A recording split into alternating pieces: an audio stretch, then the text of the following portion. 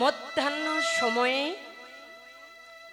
শ্রীমতী রাধারানীর সূর্য পূজা। কেউ গল্প করবেন না আসরে বসে?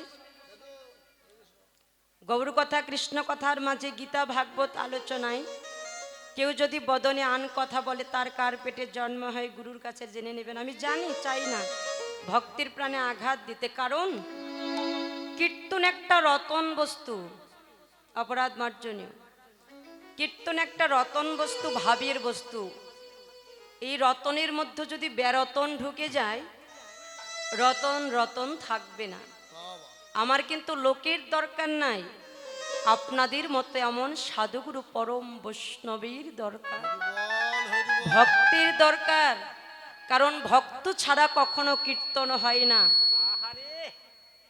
দেখবেন এই জগতের বুকে সব কিছু কিনতে পাওয়া যায়, পাওয়া যায় না ভক্তির চরণ ধুলি কিনতে। লাখ লাখ কোটি কোটি টাকা দিয়ে অনেক কিছুই তো কিনতে পাওয়া যায় বাবারা। বলবেন তো লাখ লাখ কোটি কোটি টাকা দিয়ে কখনো ভক্তির চরণ ধুলি কিনতে পাওয়া যায়? পাওয়া যায় না। পাওয়া যায় কখন? যদি কোনো ভক্তির কৃপা হয়, কোনো ভক্তির করুণা হয়, কোনো ভক্তির দয়া হয়। ভক্তির কৃপা বলেই কিন্তু ভক্তির চরণ ধুলি অং যায়। দেখবেন এই যে আপনারা ভক্ত সঙ্গ করছেন, সাধু সঙ্গ করছেন, ভক্তির চরণ ধুলি অঙ্গে মাখছেন। আপনাদের জনমটা ধন্য বাবারা। কেন জানেন? এই ভক্ত সঙ্গ কিন্তু সবার ভাগ্যে হয় না। সাধু সঙ্গ, ভক্ত সঙ্গ সবার ভাগ্যে হয় না। কার ভাগ্যে হয়? শাস্ত্রে প্রমাণ করলেন, পূর্ব জন্মের সুকৃতি ছাড়া কখনো এই জন্মে সে ভক্ত সঙ্গ লাভ করা যায় না।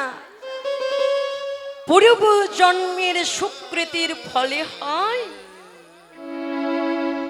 একজন কৃষ্ণ ভক্ত মায়ের গর্ভে জন্ম। একজন কৃষ্ণ ভক্ত মায়ের গর্ভে জন্ম পেলে হয় সাধুগুরু বৈষ্ণবের সঙ্গ। সত্যই বাবারা, আপনারা বড় ভাগ্যবান, ভাগ্যবতী।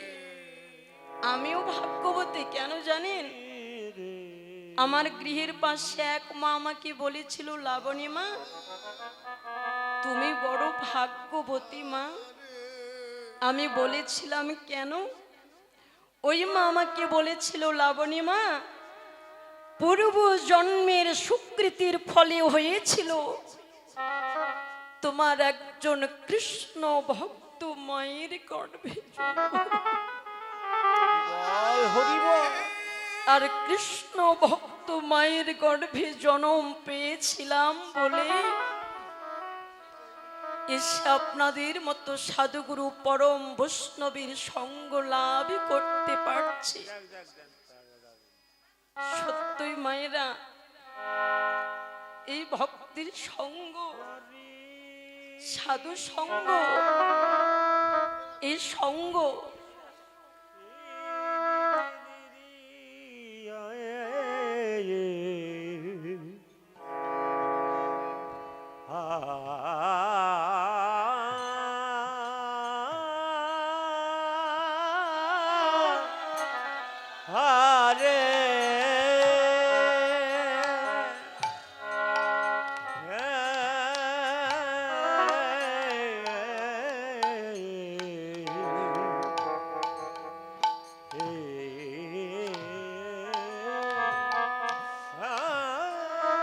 দেখবেন এর সঙ্গ কিন্তু যারা একবার করে তারা কিন্তু ভক্ত সঙ্গ ছাড়া থাকতে পারে না।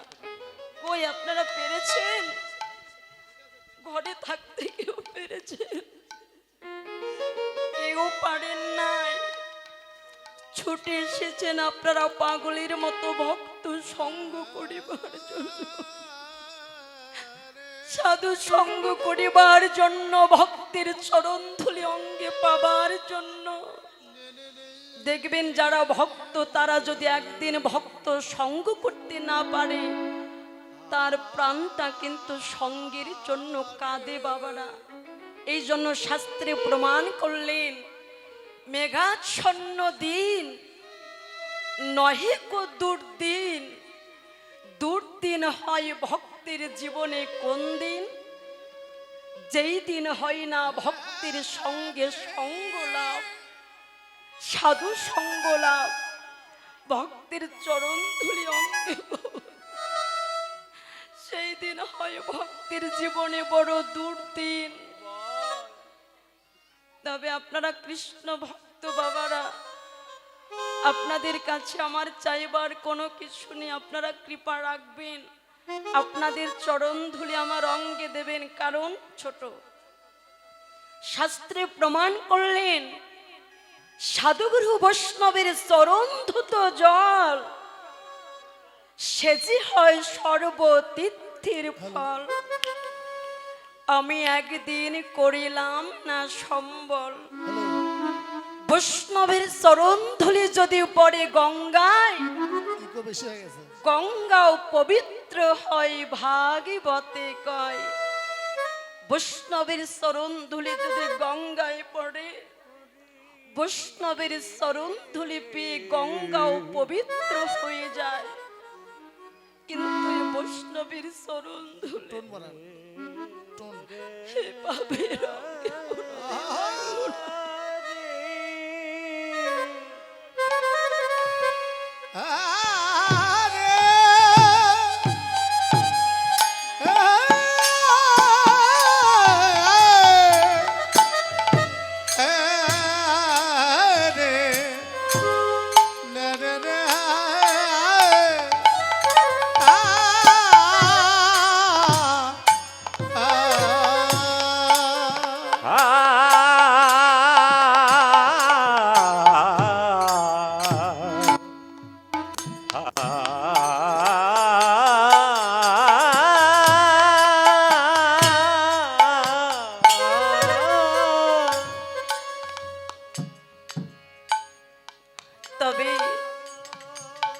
আপনারা পরম বৈষ্ণব, কৃপা রাখবেন, আশীর্বাদ রাখবেন।